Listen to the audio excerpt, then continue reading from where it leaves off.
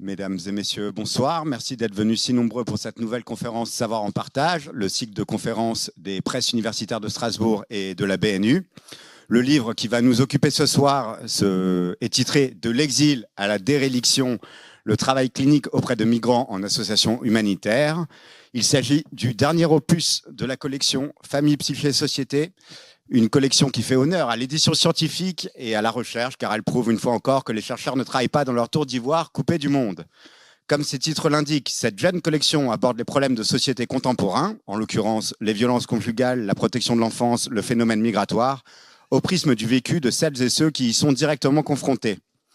Alors celles et ceux qui y sont directement confrontés, ce sont à la fois les victimes, mais aussi celles et ceux qui au quotidien agissent pour leur venir en aide, ce qui est exactement votre cas, Chantal Arbre.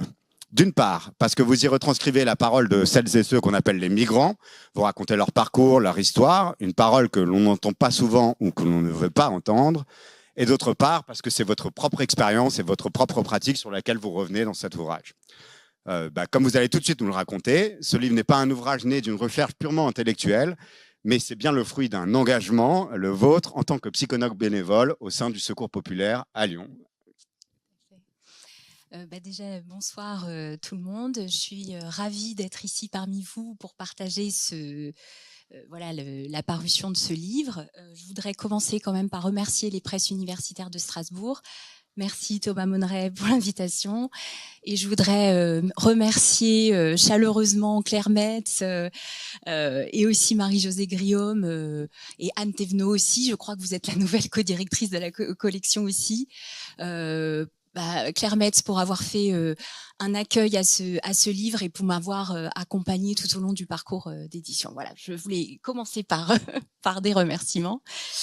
Et alors, pour répondre à votre question sur les circonstances de mon engagement au Secours populaire, je vais commencer par une citation d'un auteur dont je parle dans le livre, Albert Camus. J'en parle sur la question du racisme, mais on y reviendra, et de l'étranger. Mais alors là, ce que j'aimerais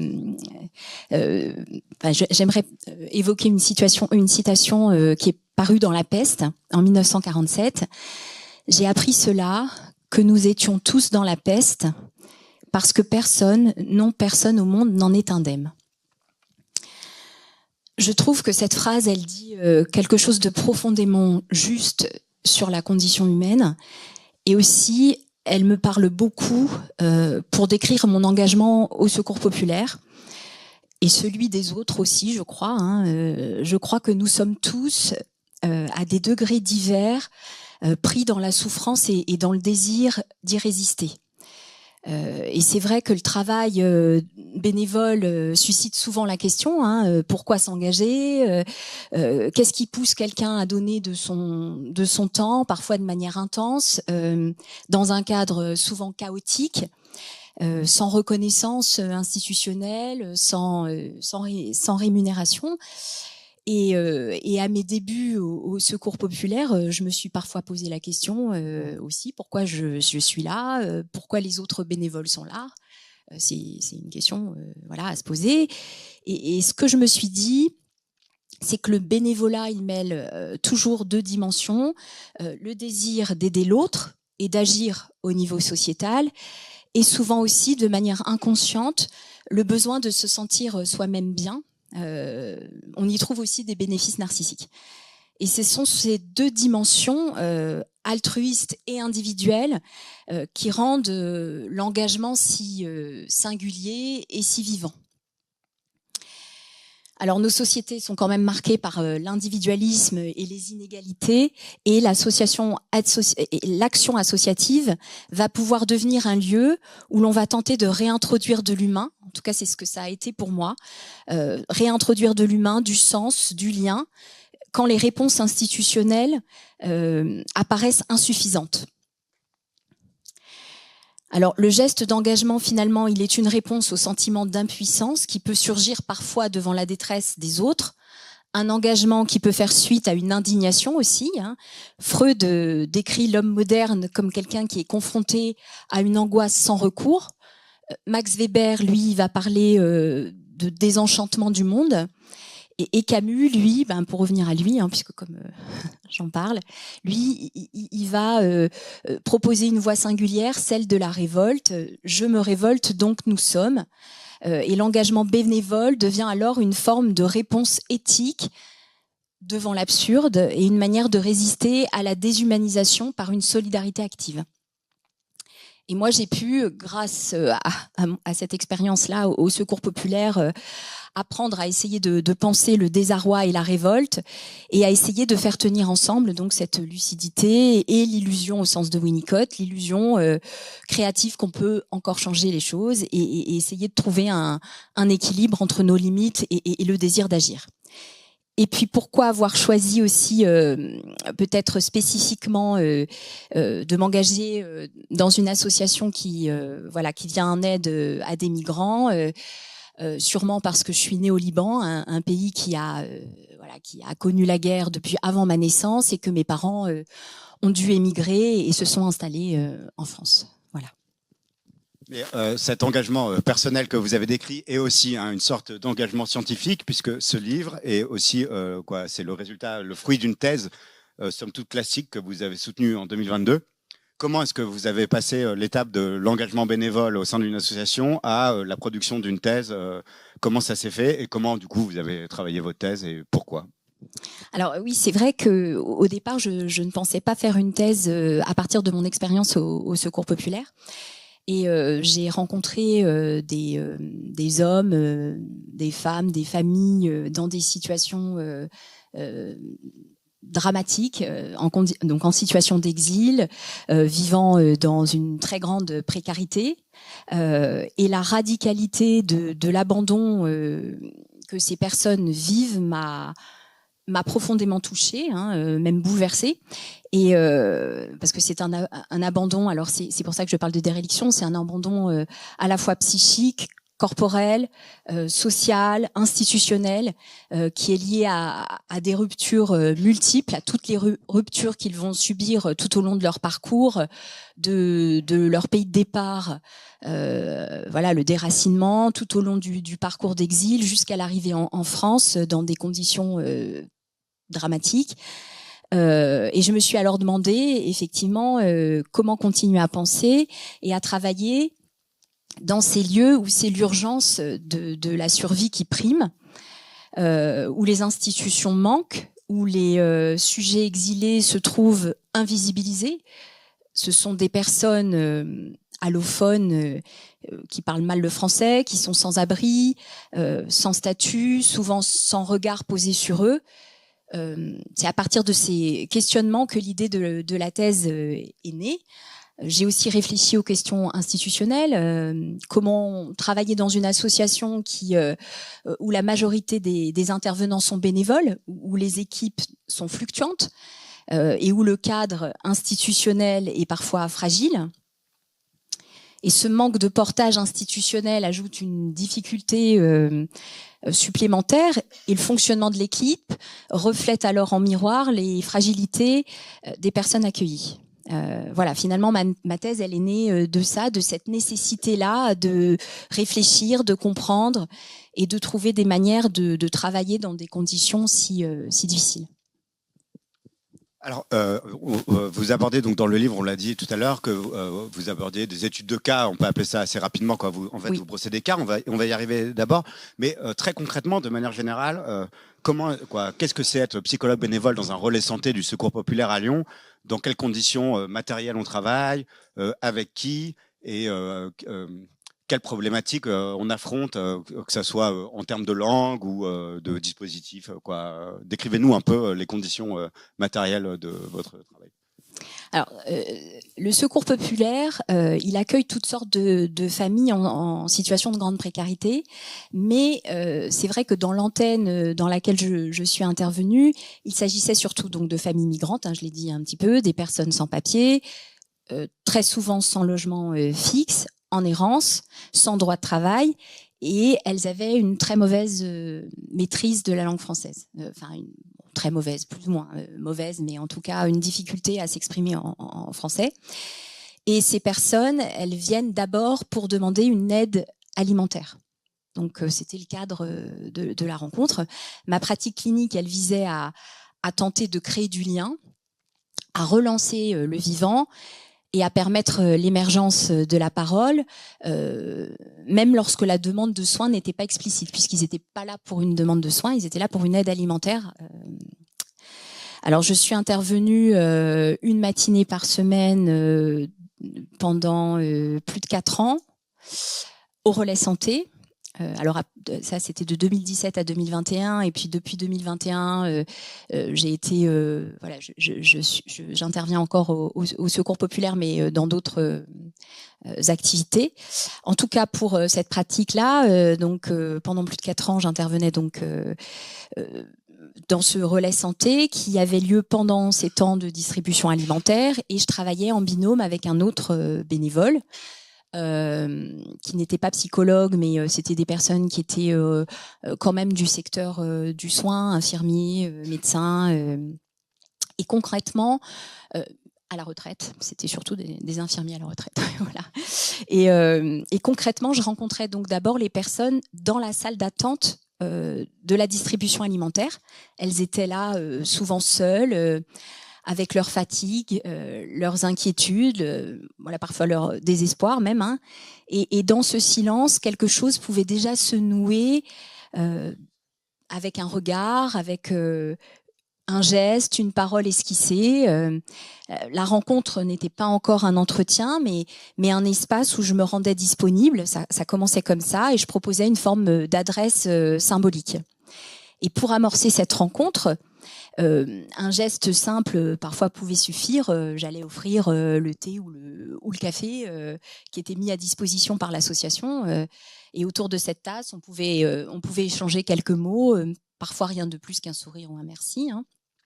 Et ensuite je me présentais comme psychologue bénévole et j'expliquais l'existence du relais santé, un espace où la parole voilà, pouvait être entendue, où la personne pouvait s'exprimer si elle le souhaitait.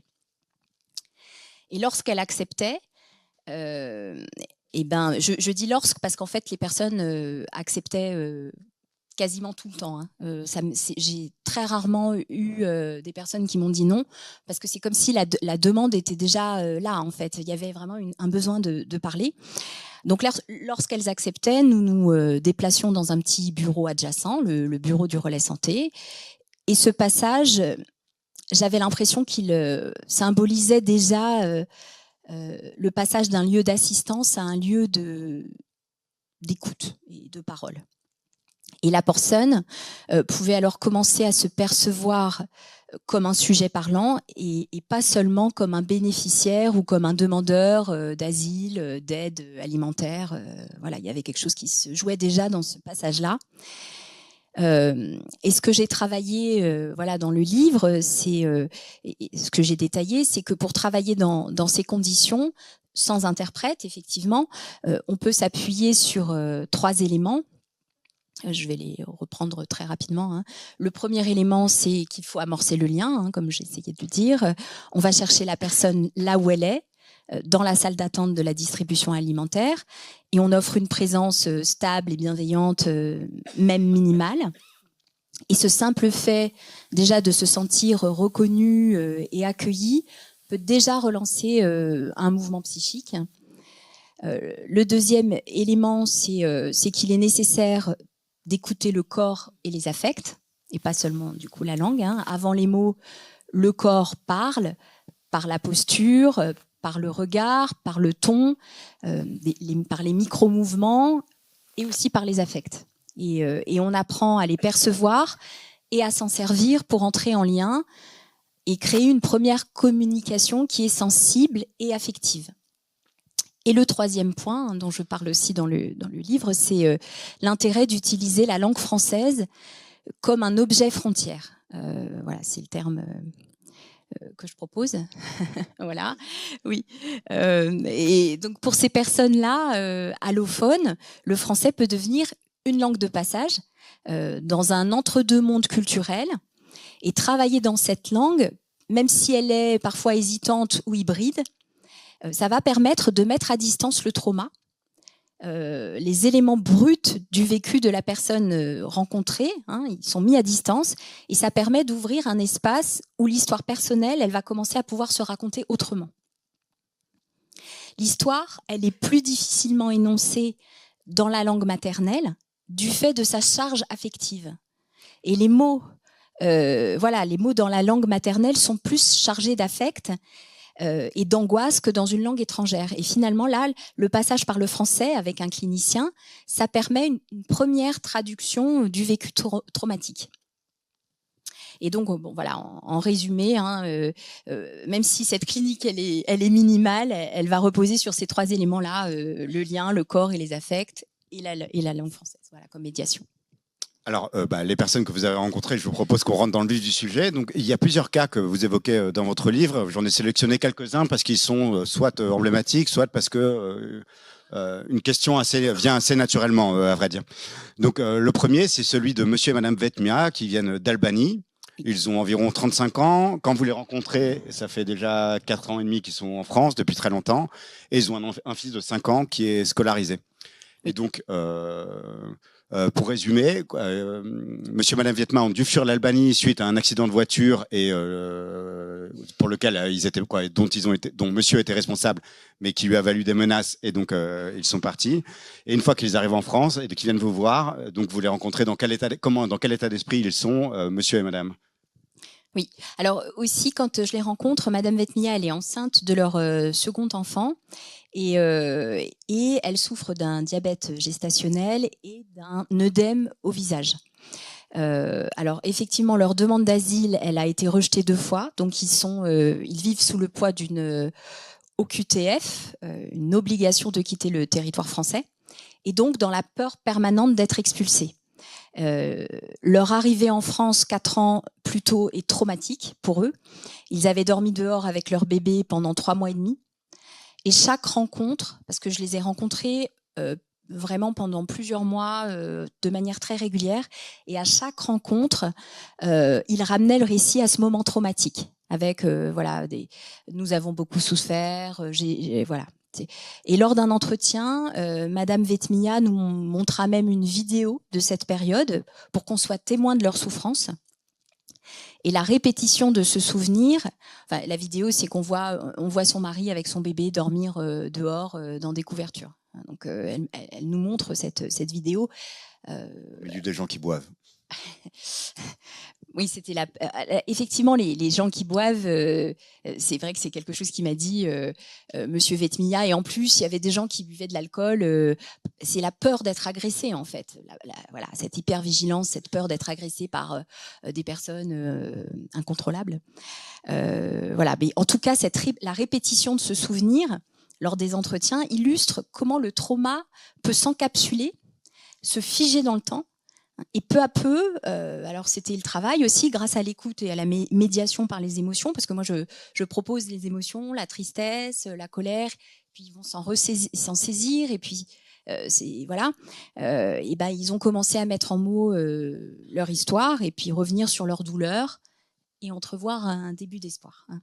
Un début d'espoir, mais ce qui est très frappant, et c'est que donc ces gens ont fui des représailles en Albanie, mais une fois qu'ils sont en France, et la citation qui est « j'ai beaucoup de stress, je pense toute la journée, il n'y a pas de papier, pas de travail, comment on va faire, je ne peux pas travailler au noir à cause de la police, je ne veux pas avoir de problème avec la police, j'ai une famille ».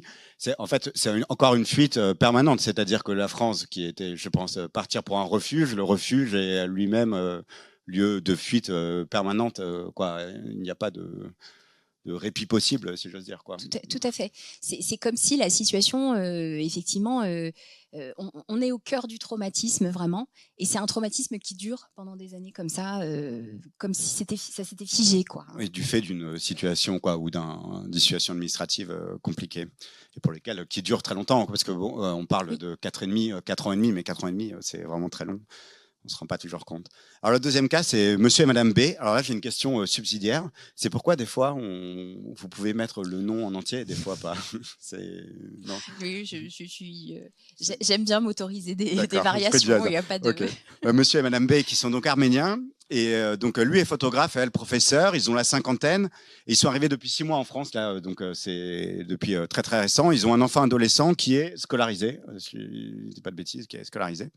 Et donc là, ce qui frappe, c'est vraiment, donc c'est un couple de monsieur et madame tout le monde en Arménie, et c'est sa femme qui parle, et elle lui dit, lui qui était le plus grand photographe de la ville, selon son épouse, souffrait énormément de la perte de son pays et de son statut, et sa femme ajoute, il n'est plus rien maintenant. Et donc ça, c'était aussi pour montrer que l'exil vient fracasser des vies ordinaires qui ne sont pas forcément le fruit de parcours homériques ou dangereux. Oui, c'est vrai que ce moment-là, c'était un moment assez intense, hein, quand elle dit « il n'est plus rien maintenant ». Et puis elle parle, elle déverse comme ça beaucoup, et il est à côté. C'est vrai que c'est une situation qui montre que le trauma et l'exil peut désunir le couple, effectivement. Alors, ce qui est intéressant aussi dans cette rencontre, c'est qu'on voit que lui, il est resté ancré dans le passé, muet, taciturne. Il souffre d'acouphènes et de problèmes de mémoire. Il est hanté par l'agression qu'il a subie dans son pays par le propriétaire mafieux, là. Et tandis qu'elle, elle est vraiment dans l'adaptation. Elle tente de maintenir le quotidien à tout prix, quoi, hein. Et l'espace du relais santé va devenir un lieu où la parole et une forme de créativité va pouvoir lentement émerger, puisqu'on le voit à la fin de l'entretien. Monsieur B, alors qu'il n'a quasiment pas du tout parlé pendant tout l'entretien, il n'y a que son épouse, effectivement, qui parle pour lui. Lui, il est complètement effacé et elle parle de lui de manière très, très négative. Il demande s'il peut revenir avec son appareil photo. Et c'est vrai que c'est une manière pour lui de retrouver un accès à sa subjectivité. C'est l'élément déclencheur. On peut rattacher ça à ce que vous proposiez au café, quoi, à un café pour prendre le lien. Là, c'est l'appareil photo qui permettra de rentrer en relation. Que lui il propose en plus. Hein. C'est lui qui propose. C'est lui qui dit qu'il a envie de revenir avec son appareil photo. Donc c'est oui, effectivement. Alors le suivant, c'est monsieur et madame Siljem qui sont algériens et qui ont un fils qui a 18 ans, mais ils sont venus un peu avant, qui est épileptique et pharmacorésistant, qui ne peut donc pas être soigné en Algérie dans des conditions satisfaisantes. Il est scolarisé dans un lycée français, oui, et il a des difficultés en français aussi, justement, mais là, ce qui est frappant, c'est que Madame Siljem dit on avait une vie stable en Algérie. Quand elle vous voit, elle raconte avec une certaine nostalgie et une joie son passé en Algérie. Et elle dit mon père attend notre retour avec impatience. Et la particularité de ce couple, c'est qu'ils étaient venus en France donc pour soigner leur fils en pensant rester 5-6 mois et repartir dans leur vie normale en Algérie.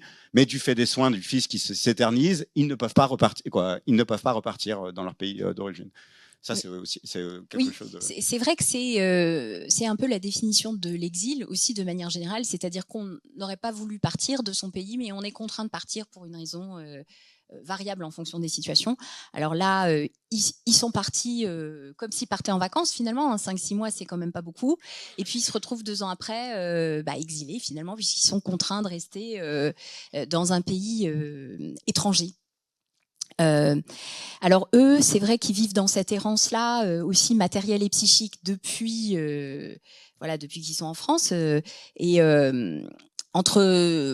ce qui est compliqué aussi, là vous parlez de Madame Siljem, c'est qu'elle dit beaucoup qu'elle n'a pas de foyer et que c'est ça qui lui fait le plus mal. C'est pas pour rien qu'elle parle de son père et de son foyer. C'est vraiment le fait de ne pas avoir de se réveiller tous les jours dans un lieu différent qui lui fait le plus... oui, c'est ça, c'est qu'ils alternent de foyer, ils sont hébergés par des gens qu'ils connaissent, voire des gens qu'ils ne connaissent pas, mais qui appartiennent à la communauté algérienne. Oui, française, hein, pas que algérienne, hein, aussi française. Je crois que dans l'île, c'est algérien. Elle remercie les deux communautés. Exactement. Mais oui. Et effectivement, donc ce quotidien est vraiment instable et marqué par cette perte de continuité et qui est censée être assurée par le logement. Et vous parliez du fils, effectivement, il subit des moqueries, du rejet, et notamment de sa professeure de français. Et il n'arrive pas à investir cette langue, hein, une langue qui devient la langue du rejet pour lui, finalement. Oui, sa prof lui dit, maintenant que tu es soigné, tu pourrais repartir dans ton pays. C'est ça qu'elle lui dit. Je ne l'ai pas mis. Parce que... Et alors ensuite, il y a 2 cas qui sont celui de Madame Zoula et de Monsieur Al-Qadar, qui sont en fait 2 cas qui, selon moi, sont en fait, somme toute, ce qu'on projette plus derrière des parcours migratoires tels qu'on les entend aujourd'hui aux informations. Donc le premier, c'est Madame Zoula, qui vient d'Angola, qui a 40 ans, qui vit donc avec ses 2 enfants dans une chambre dentelle. Elle est en France depuis un certain bout de temps et elle a quitté son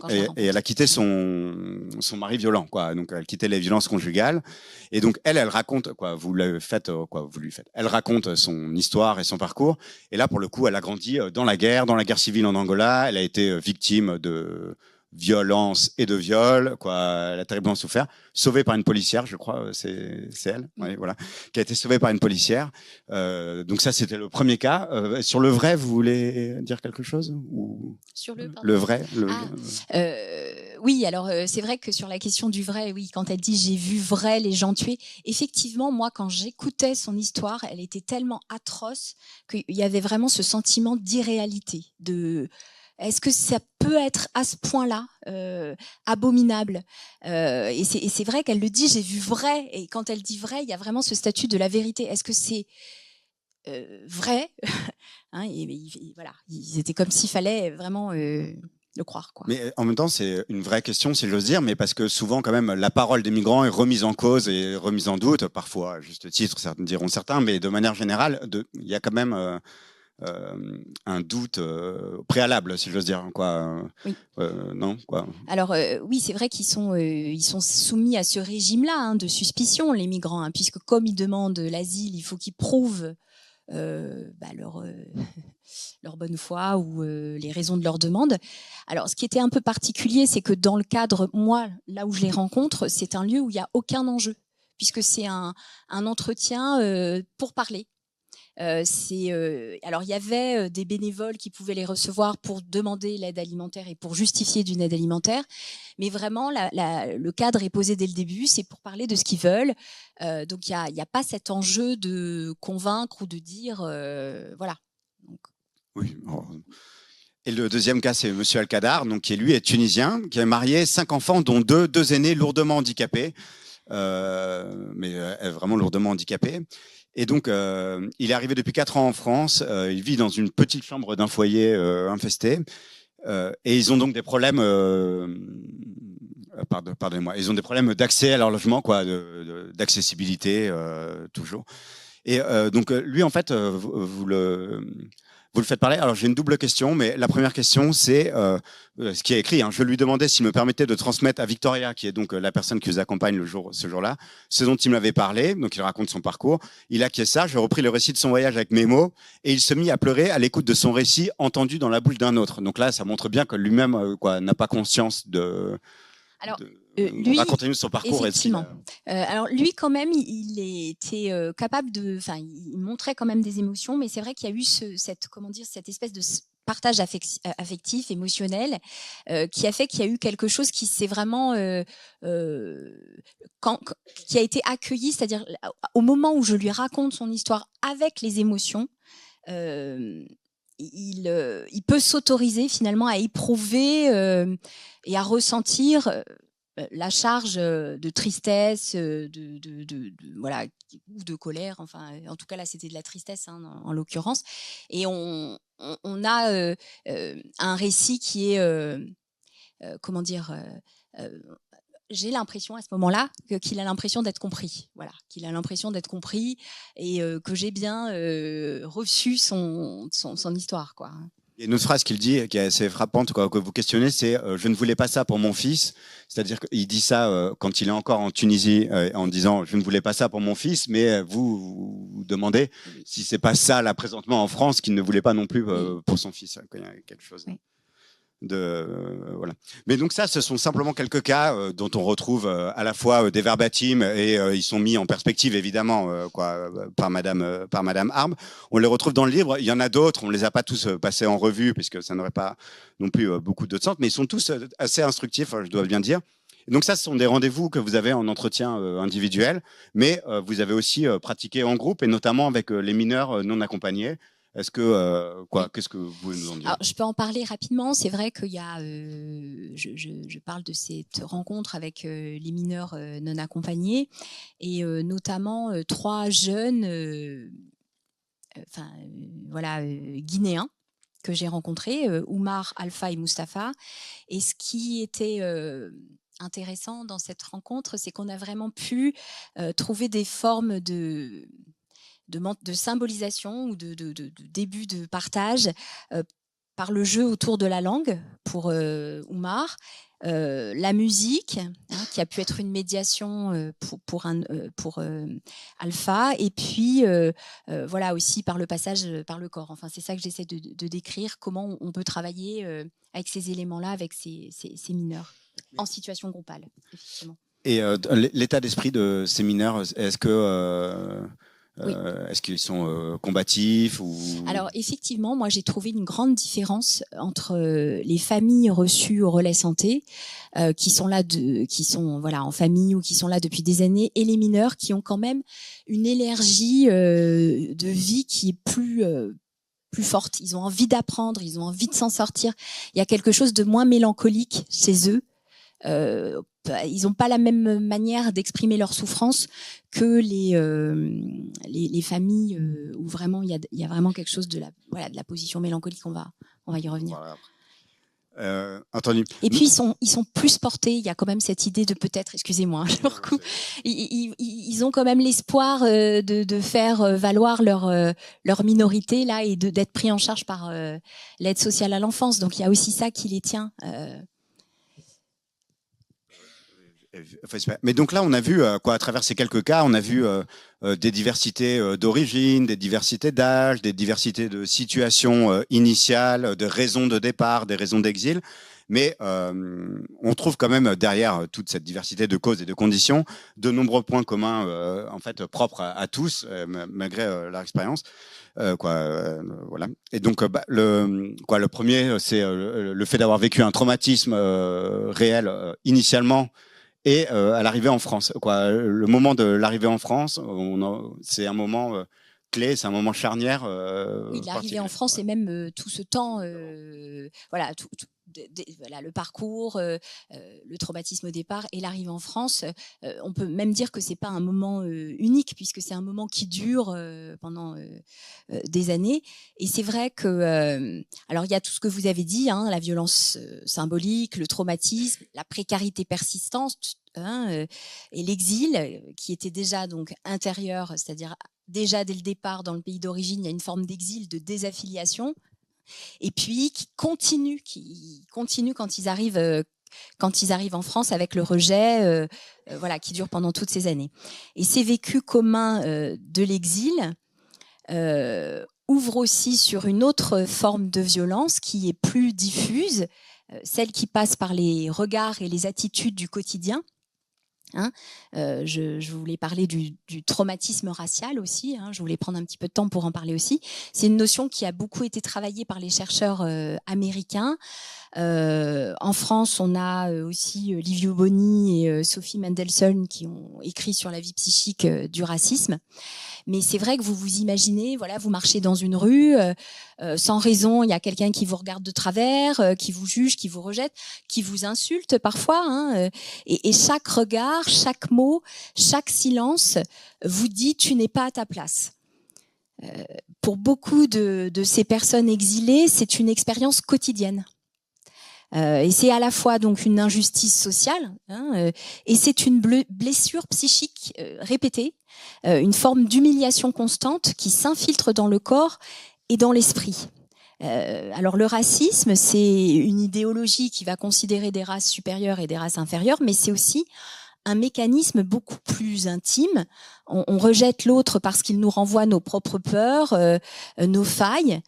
Freud parlait de l'inquiétante étrangeté. Ce qui nous dérange chez l'autre, c'est ce qu'il réveille en nous. Et alors moi, je parle de l'étranger dans le livre de Camus, parce qu'il l'a illustré, je trouve, de manière saisissante. L'arabe que Meursault tue n'est plus un homme, c'est un support de projection. Et dans notre réalité contemporaine, beaucoup de migrants vivent cette même objectivation. Ils ne sont plus perçus comme des sujets, mais comme des problèmes à gérer, des indésirables, des chiffres, des masses. Et chaque barrière administrative, chaque soupçon, vous parliez du soupçon, chaque refus devient un rappel violent de cette non-appartenance au groupe, et c'est un coup porté à la dignité. Et le traumatisme racial, c'est un trauma à la fois social, psychique et corporel, avec des symptômes qui ont été bien identifiés par les chercheurs américains, l'hypervigilance, l'insomnie, la peur, le sentiment d'isolement. Et ajouter à cela la perte du pays, de la langue, des repères, la précarité, et se construit ce que j'ai nommé la déréliction, ce sentiment d'abandon absolu, d'être invisible, sans ancrage, sans protection, une forme d'exil à soi-même. Mais au-delà de ce trauma, du regard et du rejet, l'expérience de l'exil en situation de grande précarité et d'exclusion sociale est aussi marquée par le paradoxe. C'est ce que j'appelle une migration paradoxale, un mouvement qui est à la fois vital et douloureux, où partir pour survivre signifie aussi se défaire d'une partie de soi, une partie de son identité, et tout en n'ayant pas encore accès à une véritable vie dans le pays d'accueil. Finalement, le paradoxe, il pourrait se résumer en cette phrase, je suis ici et je suis là-bas en même temps, et je ne suis ni ici ni là-bas. Les individus se retrouvent dans un état de tension permanente, pris entre l'ici et l'ailleurs, entre le passé et le futur, sans présence stable pour s'ancrer. Et c'est cette contradiction-là,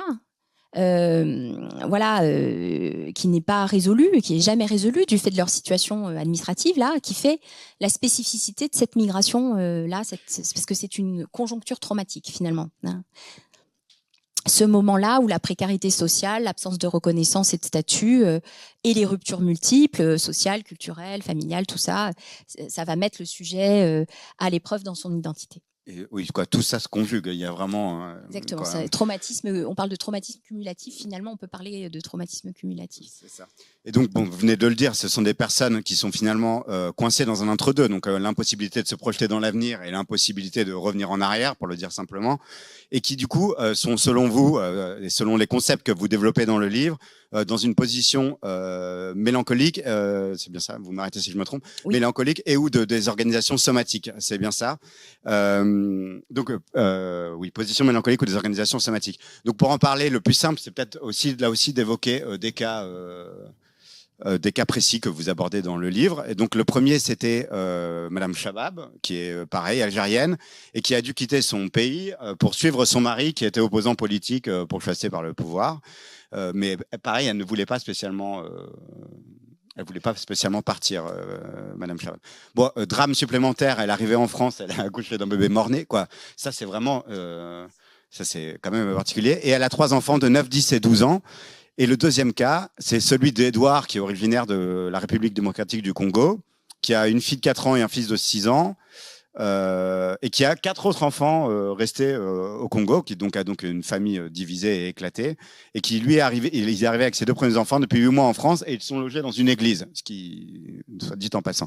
Et donc, selon vous, ces 2 cas vous permettent de nous éclairer sur la position mélancolique et la désorganisation somatique, et je vous laisse oui. expliquer. Alors tout à fait. Donc la position mélancolique, c'est un état psychique qui est marqué par la perte du désir, une impossibilité à se projeter dans l'avenir, comme si tout mouvement intérieur s'était arrêté.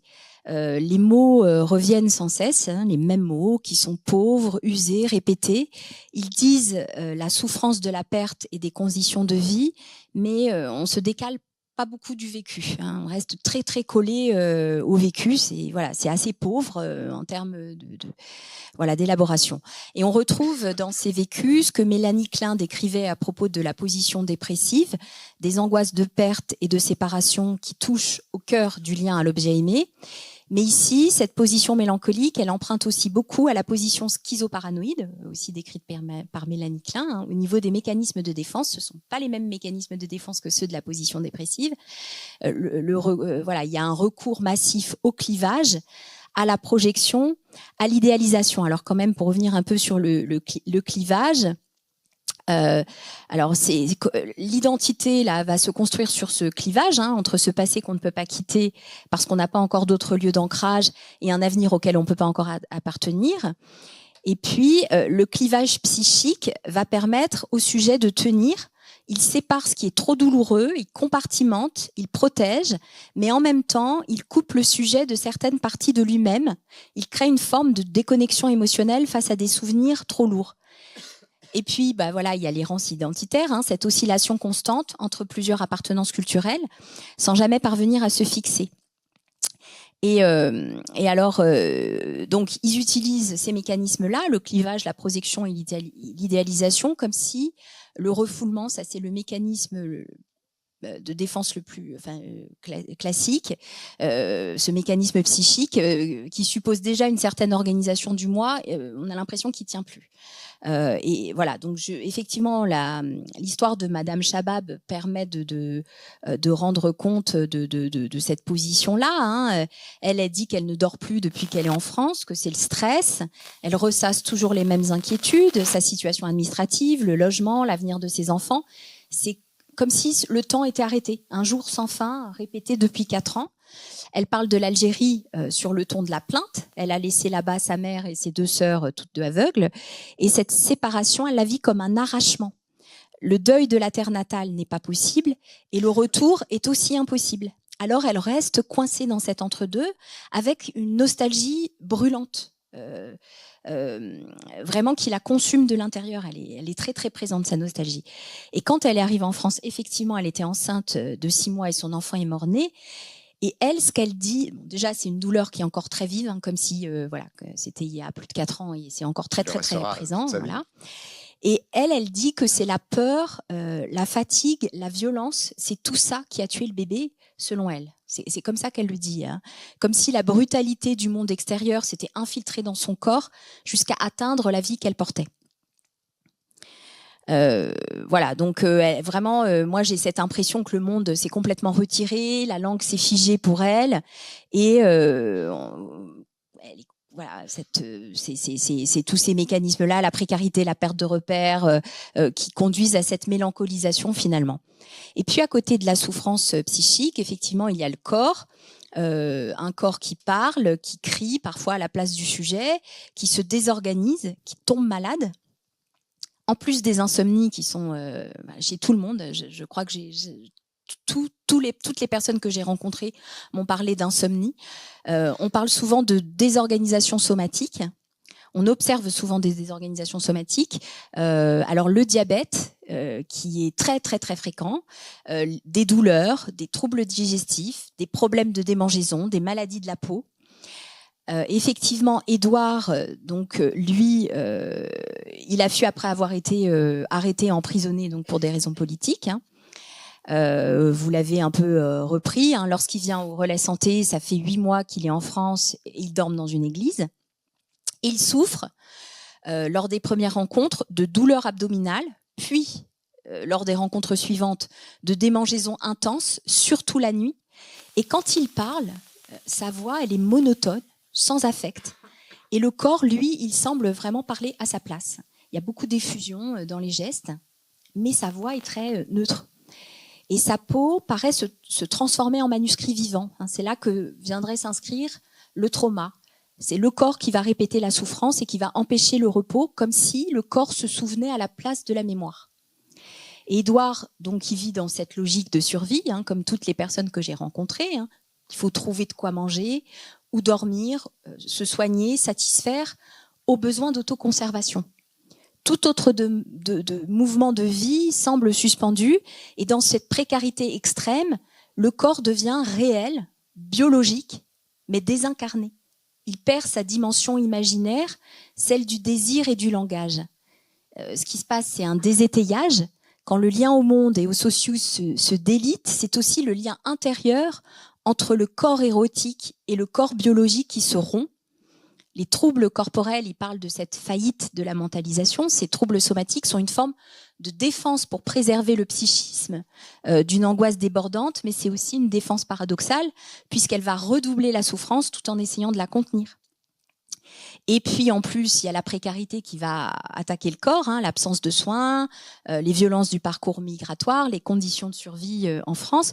Tout cela va vraiment abîmer encore plus le corps et aggraver la détresse psychique. C'est en fait un cercle vicieux qui se referme entre le traumatisme, la désorganisation somatique et la douleur. Hein. Tout ceci s'auto-alimente. Très bien. C'est la force de votre livre, c'est que justement, Il alterne récit de vie que tout le monde peut comprendre et éléments plus théoriques, mais très très bien expliqués et très simples, qui intéresseront tout le monde. Alors, votre ouvrage paraît dans la collection Famille, Psyché, Société, qui a une collection qui est en prise avec le réel et qui s'adresse évidemment aux chercheurs et aux penseurs, mais aussi aux professionnels, quoi, de manière générale, aux professionnels. C'était le cas des précédents et c'est le cas du vôtre, car et vous racontez aussi, vous, très bien ce que vous, vos collègues avaient ressenti, de la frustration, de la colère, de la honte. Vous en avez déjà parlé un peu. Mais là, du coup, j'ai une question, c'est comment est-ce qu'en fait, on arrive à maintenir la bonne position, la bonne posture du psychologue ou du soignant, je ne sais pas si on peut le dire comme ça, face à des situations inhumaines qu'on a décrites. Comment est-ce qu'on fait la part des choses entre praticienne et citoyenne? Et la deuxième question, c'est, vous l'avez dit aussi, mais toutes ces actions reposent sur des bénévoles, vous avez même dit essentiellement retraités, mais sur des bénévoles. Et comment est-ce qu'en fait tout ça, ce qu'ils entendent, se répercute aussi sur les bénévoles, quoi. Quels effets ça a sur les bénévoles et de manière générale sur ceux qui viennent en aide, quoi. Voilà. Oui, alors c'est vrai que l'impact que ça a, donc déjà effectivement, moi j'en parle beaucoup de mon contre-transfert, c'est-à-dire ce que j'ai ressenti, comment j'ai pu être habitée par toutes ces histoires, comment j'ai pu être touchée au niveau émotionnel, déprimée aussi, je le dis assez facilement, quand on a rencontré des personnes, des familles avec des jeunes enfants et et qu'on sait qu'ils vont dormir dehors le soir même, ben on part avec ça quand même, on est chargé quand on rentre chez soi. Et c'est vrai que, alors moi, la thèse, ça m'a aidé aussi de réfléchir à comment me dégager de ces éprouvés très très lourds. Et puis, alors au niveau des équipes, effectivement, alors il y a cette idée que les équipes sont alors ça, j'en ai un petit peu parlé. Les équipes vont fonctionner un petit peu en miroir des populations accueillies. Ça, c'est ce que Pinel parle d'homologie fonctionnelle pour décrire ce mécanisme qui va faire qu'on va fonctionner en miroir. Donc, et ils sont soumis à ce qu'on appelle aussi le traumatisme vicariant. C'est-à-dire quand on rencontre des personnes qui sont traumatisées et qui déposent leur histoire, on peut soi-même être touché. Et le tout, c'est de trouver. Alors, c'est Jean Furtos qui dit ça très bien, je trouve. C'est qu'il faut effectivement trouver la bonne distance entre ne pas se laisser emporter dans le malheur de l'autre et sombrer avec lui, et ne pas non plus être trop loin, puisque quand on est loin, on n'est pas aidant et on n'agit pas. Alors pour aider les équipes, effectivement, c'est le problème parce que dans ce genre d'association, il faut à la fois aider les personnes, enfin recevoir les personnes accueillies qui souffrent de ces de ces traumatismes et puis qui sont dans cette détresse, et puis aussi les équipes qui sont effectivement mises à mal et qui sont aussi touchées par toutes ces situations. Alors moi, effectivement, ce que j'ai proposé, c'est des temps d'analyse de la pratique qui permettent déjà de pouvoir... Ce qu'il faut, c'est quand même en parler et ne pas se retrouver tout seul avec toutes ces situations-là. Pouvoir partager, pouvoir se sentir épaulé par le groupe quand même. Voilà. Oui, la dimension collective compte paradoxalement, puisque... Il faut recréer du groupe et maintenir du groupe, même si effectivement les enveloppes groupales sont parfois fragiles. J'en parle dans le livre, ce mois peau, toile institutionnelle, toile d'araignée. Et alors, l'autre particularité de ce travail associatif, en tout cas, c'est qu'aujourd'hui, les associations qui viennent en aide aux plus précaires de manière générale sont elles-mêmes, en fait, dans une logique financière de plus en plus précaire et intenable. Donc, c'est une sorte d'abandon financier à laquelle s'ajoute une forme d'abandon moral, puisque la pensée qui dit que le migrant ou l'étranger est la cause de tous nos problèmes et de tous nos maux, c'est une pensée qui se diffuse de plus en plus largement, qu'on le veuille ou non, parmi nos représentants politiques, en tout cas dans le champ politique, ça s'élargit, et aussi de plus en plus dans l'opinion publique où la parole se libère, diraient certains, mais je ne sais pas si on peut appeler ça comme ça. Et donc là, ma question, c'est non pas justement renvoyer la pierre aux gens qui sont racistes ou qui peuvent avoir peur ou appréhender les situations, mais c'est plutôt comment est-ce qu'en fait on remédie à cette situation, et si on fait ce constat que vous avez fait, ce constat du racisme, comment est-ce qu'en fait on arrive à essayer d'en sortir et de trouver une solution, et comment est-ce que quoi, chacun peut agir à son niveau, mais vous en premier, quelle est votre perception là-dessus? Oui, alors déjà, je trouve que c'est important de commencer par un constat. La France n'est pas une terre d'immigration privilégiée. Je crois que c'est important de le dire. Et pourtant, dès qu'on parle de migrants, c'est comme si une tempête d'informations effectivement contradictoires s'abattait sur nous. Voilà, vous dites, certains médias parlent d'invasion, voilà, des afflux de personnes venues toucher des allocations, voler le travail des Français. D'autres dénoncent des menaces terroristes ou religieuses, ou parlent de grands remplacements. Mais ces discours, ils construisent un imaginaire collectif qui va justifier des inégalités sociales, mais la réalité, elle est bien différente. Près de 9 réfugiés sur 10 sont accueillis dans un pays voisin de leur pays d'origine. Les grands pays qui accueillent des réfugiés, ce sont la Turquie, le Liban, le Pakistan, l'Iran. Et la France et l'Europe ne représentent qu'une toute petite fraction des migrations mondiales. En France, chaque année, environ 100 000 demandes d'asile sont déposées et 70 à 80% de ces demandes sont rejetées. Voilà. C'est quand même important de le savoir, je trouve. Et les personnes en situation irrégulière n'ont pas le droit de travailler, donc ça c'est quand même terrible, et elles dépendent entièrement de l'aide des associations humanitaires, même s'il y a quand même l'AME, l'aide médicale d'État, mais c'est leur seule protection. Et elle est vraiment limitée, fragile et régulièrement remise en question. Tout à fait. Et donc cette réalité inégalitaire ne semble pourtant pas changer la perception collective. On continue de croire au conte de fées méritocratique, c'est-à-dire l'idée que ceux qui sont pauvres ou migrants ne le sont que parce qu'ils manquent de mérite, finalement. Et l'économiste Thomas Piketty l'explique très bien, les régimes inégalitaires ne reposent pas seulement sur l'économie réelle ou sur la réalité, et donc sur des logiques rationnelles, mais sur une idéologie qui est basée sur un système de frontières, de droits, de privilèges. Et ces idéologies vont structurer notre société et déterminent qui appartiennent à une communauté et qui en est exclu. Et quand on en est exclu, c'est dramatique. Et c'est pas nouveau. Les inégalités contemporaines sont héritières du colonialisme. Il faut quand même en parler. Les migrants que nous accueillons aujourd'hui portent souvent les stigmates de cette histoire. Il y a l'oppression passée, l'exclusion présente et les difficultés identitaires et sociales. Et c'est ici que le racisme entre en jeu. Moi, j'ai essayé d'attraper la question du racisme sur plusieurs angles. J'en présente quelques-uns dans le livre.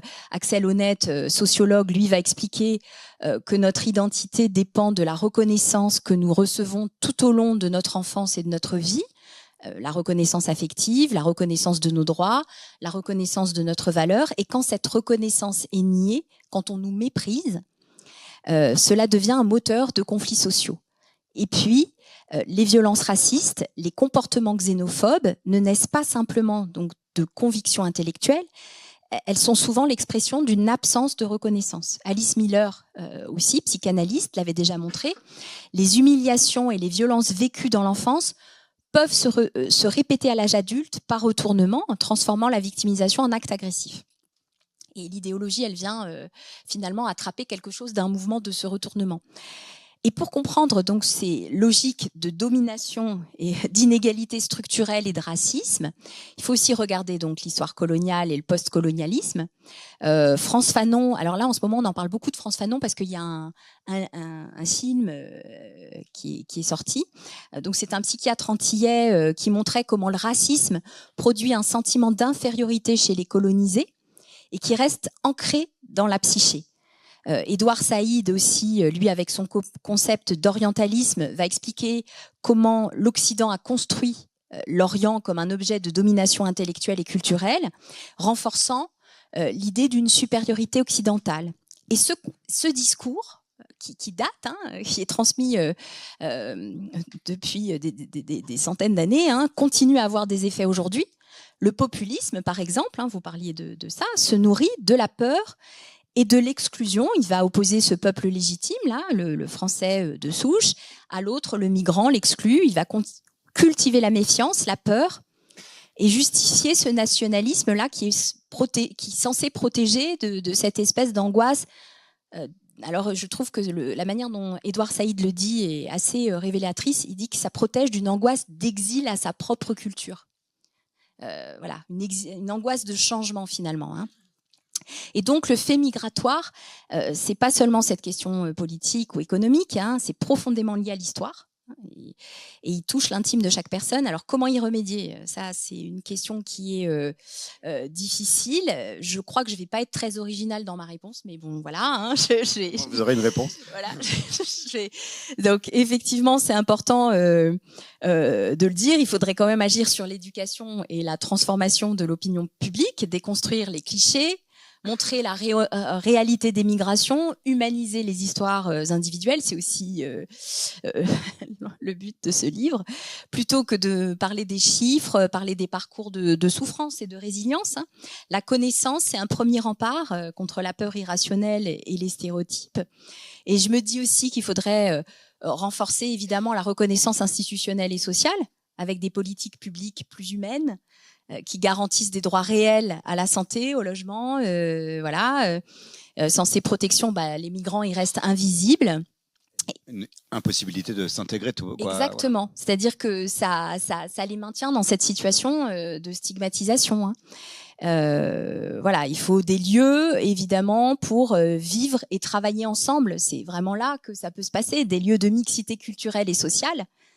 Voilà, c'est ce que dit aussi mon expérience culturelle, c'est-à-dire qu'il faut pouvoir se rencontrer, pouvoir partager ensemble, voilà, pour commencer à réparer cette injustice-là. Et garder à l'esprit que nous sommes tous des migrants en puissance avec le réchauffement climatique. Tout à fait. Il y a 100 ans à peine, ici même, beaucoup de personnes ont dû elles-mêmes se déplacer aussi massivement. C'était il n'y a pas si longtemps. Écoutez, est-ce qu'il y a un point important qu'on n'aurait pas abordé, que vous auriez... Non ? Pas particulièrement. Alors écoutez, merci beaucoup. Et il est temps de... Est-ce qu'il y a des questions dans la salle ? Est-ce que vous souhaitez, ou une remarque, ou une question ?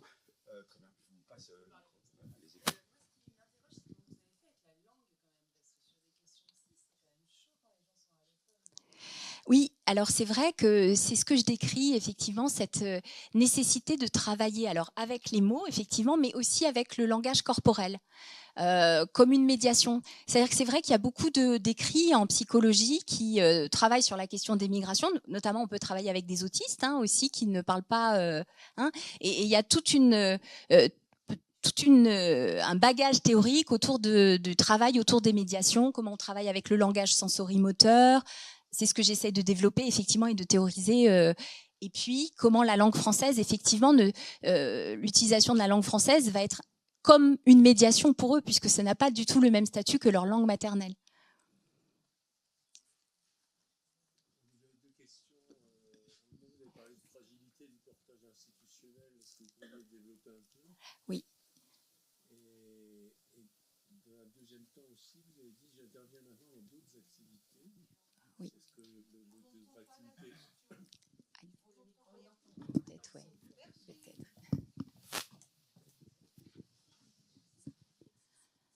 Excusez-moi, donc je reprends. Donc la notion de fragilité et du portage institutionnel. Et à un moment, au fond, c'est à la fin de la thèse que vous avez changé d'activité ou qu'est-ce que vous faites maintenant par rapport à avant, voilà. D'accord. Alors, je vais commencer par la deuxième question parce que c'est la plus rapide.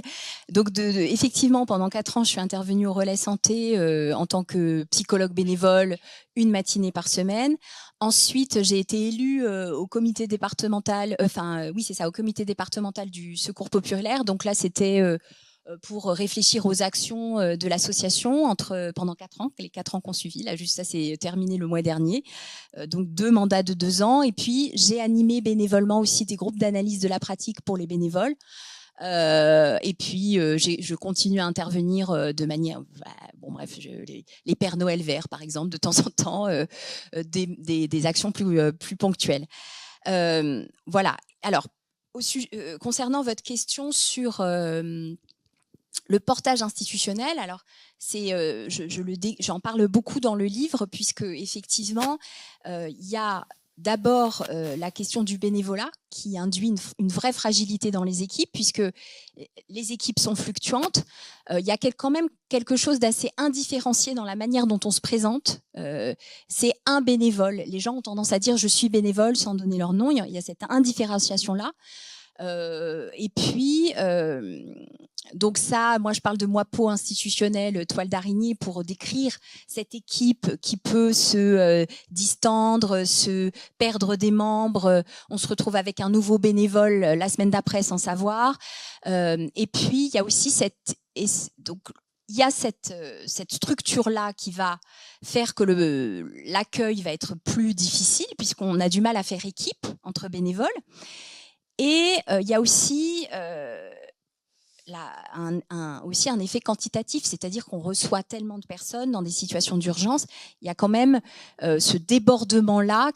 L'association a du mal à contenir quand même les demandes et à répondre réellement aux demandes de tout, notamment à la demande de logement, par exemple. Donc ça fait vivre quand même aux équipes une impuissance. Voilà, bon, je vais m'arrêter là, peut-être vous regarderez plus. J'espère que ça vous va. Bonsoir, je suis ici, pardon, de l'autre côté, ici. Ah oui, pardon. Voilà. Bonsoir.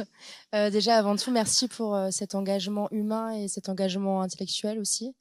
J'avais 2 questions. La première, il y a quelques années, il y avait une émission France Culture qui était intitulée, il me semble, Thérapeutes dans les pays en guerre. Et il y avait des femmes psychologues, psychanalystes qui racontaient ce que ça voulait dire avoir des gens sur le divan ou dans le cabinet qui étaient dans une situation de pays en guerre. C'est pas le cas ici, mais je me souviens d'un élément assez intéressant d'une des thérapeutes qui disait finalement, même dans un pays en guerre, il y a un moment où en fait, ce qui revient, c'est aussi papa et maman, de manière un peu cliché.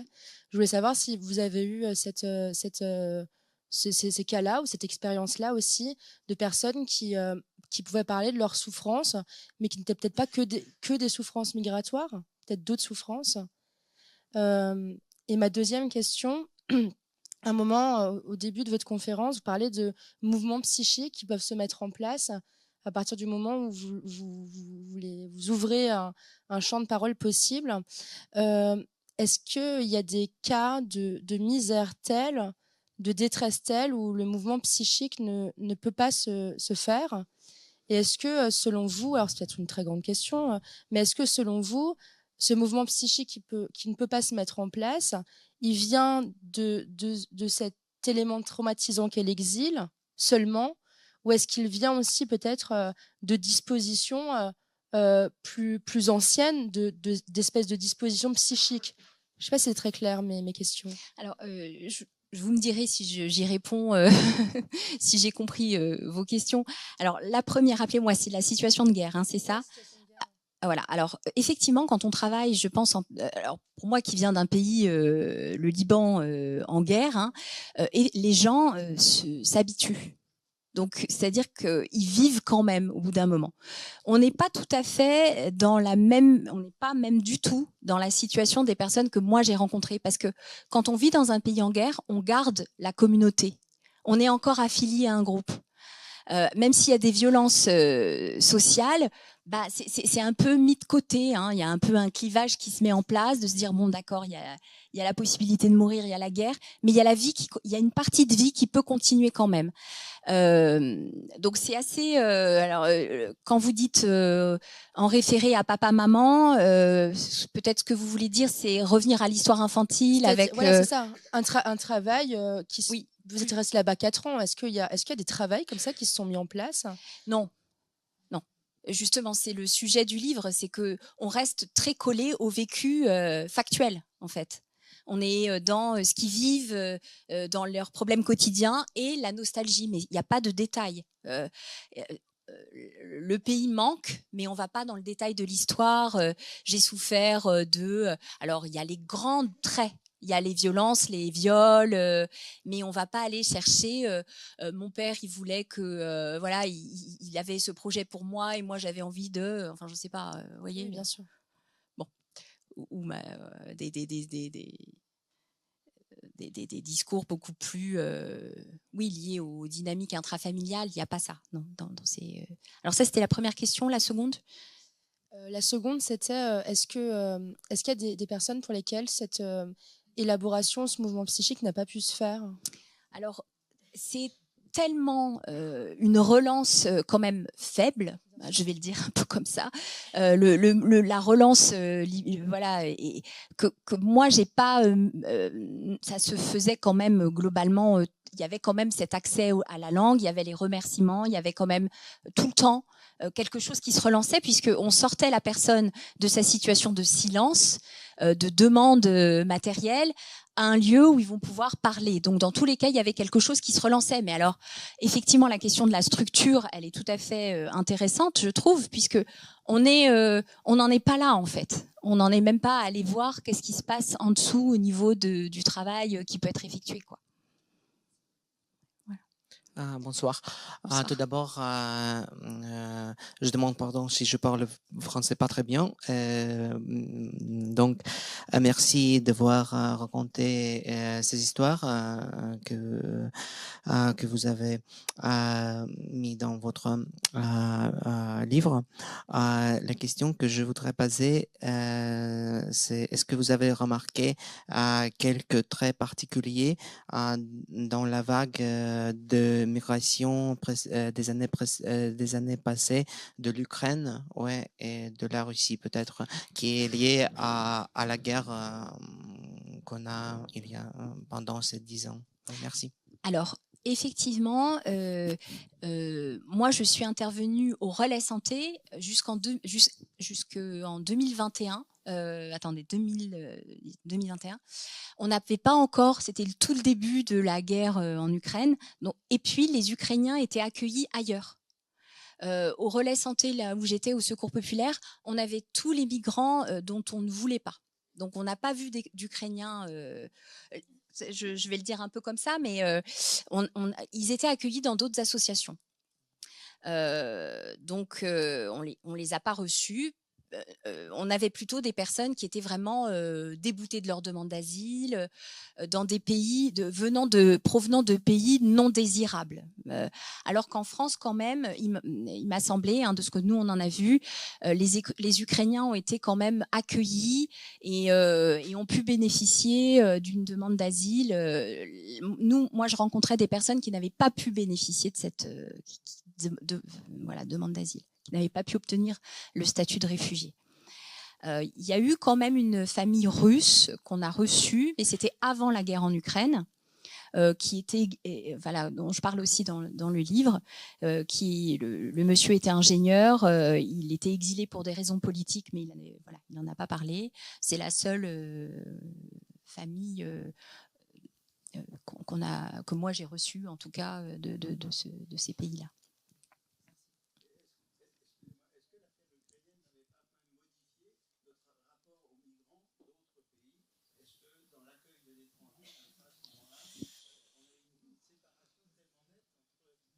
Malheureusement. Oui, malheureusement, non. Peut-être, oui. Non, malheureusement, non. Hein. Bonsoir. Je suis au milieu.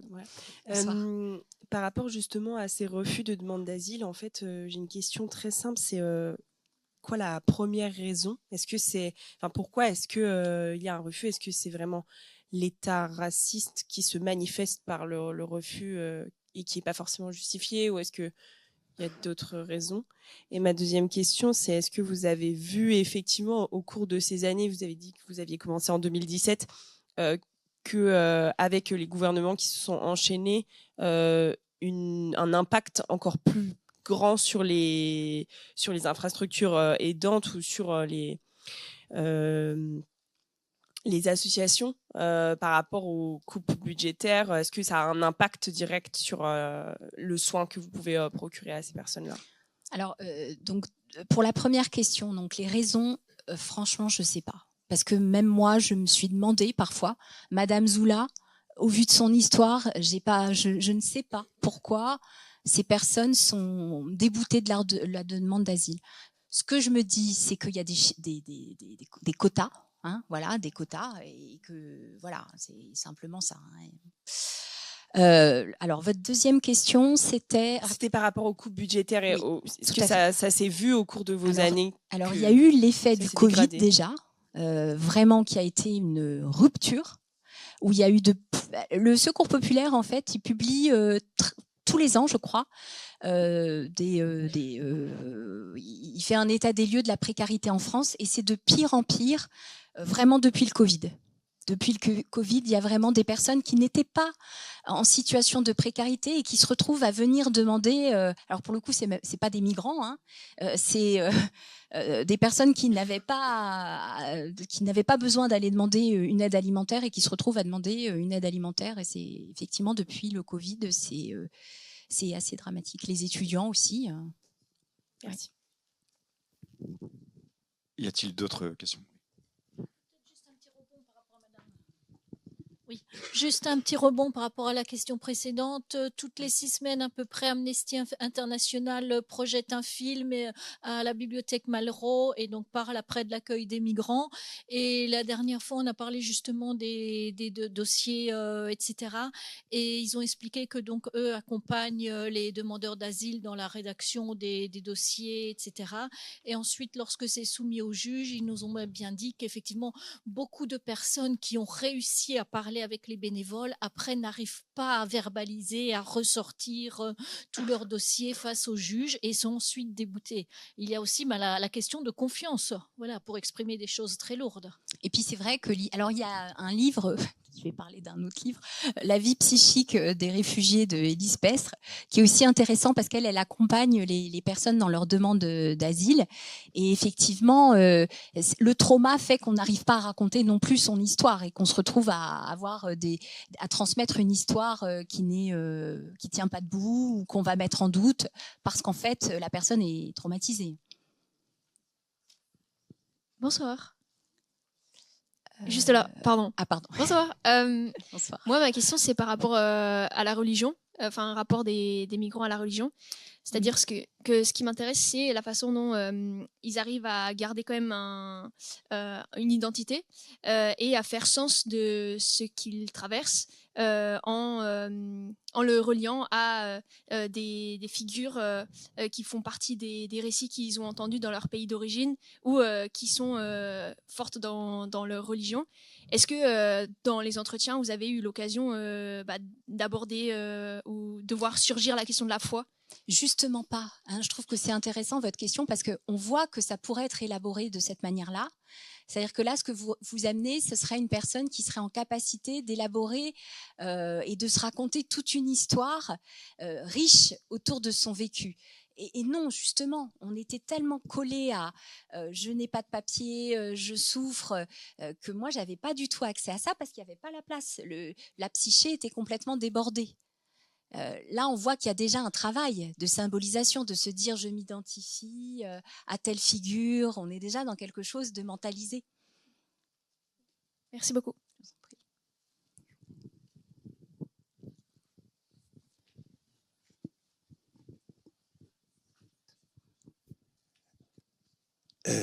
Merci pour votre exposé.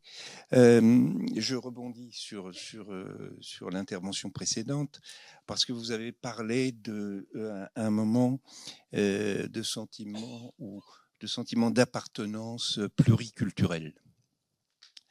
Et est-ce que c'est un sentiment ou est-ce que c'est une théorisation chez vous d'une appartenance pluriculturelle qui sous-tendrait qu'il y a une identité culturelle comme il y aurait une identité religieuse. Et ça, j'entends, quand j'entends identité culturelle, j'entends racisme. Je suis par là François Julien, qui a démontré très clairement qu'il n'y a pas d'identité culturelle, que la culture est mouvante et qu'on peut en acquérir et qu'on peut s'ouvrir sans être absolument assigné à une religion ou à une culture. Alors, oui. Donc, je voudrais vous entendre là-dessus. Oui, tout à fait. Je crois pas, alors peut-être que je crois pas avoir collé l'identité sur la question de la culture.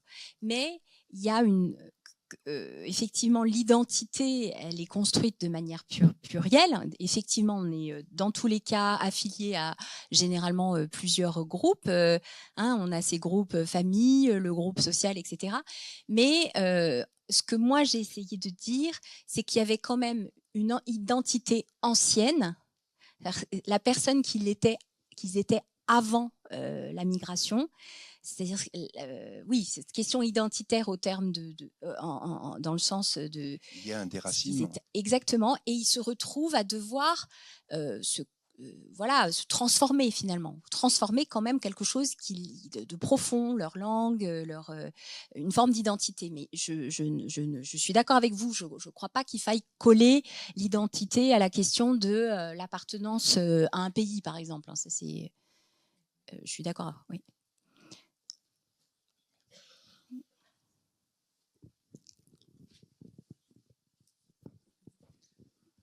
Vous parlez du rôle important de la langue pour s'exprimer et vous parlez en français perfection comme une Parisienne. Vous avez acquis comment cette maîtrise? Vous êtes venu en quel âge? J'étais bébé quand je suis venue en France. Voilà, je parle très mal l'arabe. Okay, c'est ma langue maternelle, le français. Merci.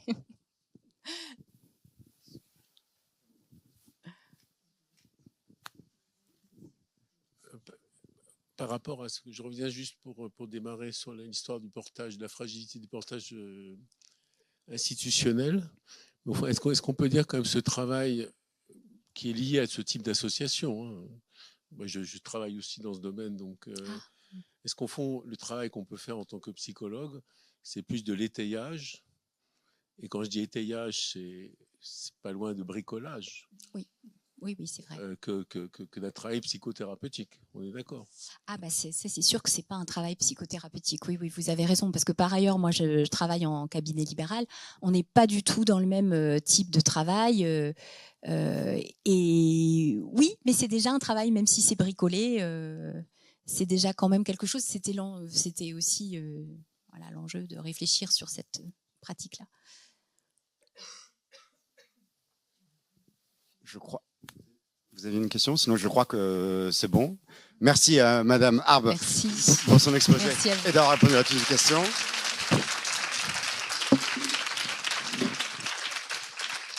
Alors évidemment, son ouvrage est disponible en avant-première auprès de la directrice des presses universitaires de Strasbourg, Tessa Jaco, juste au-dessus.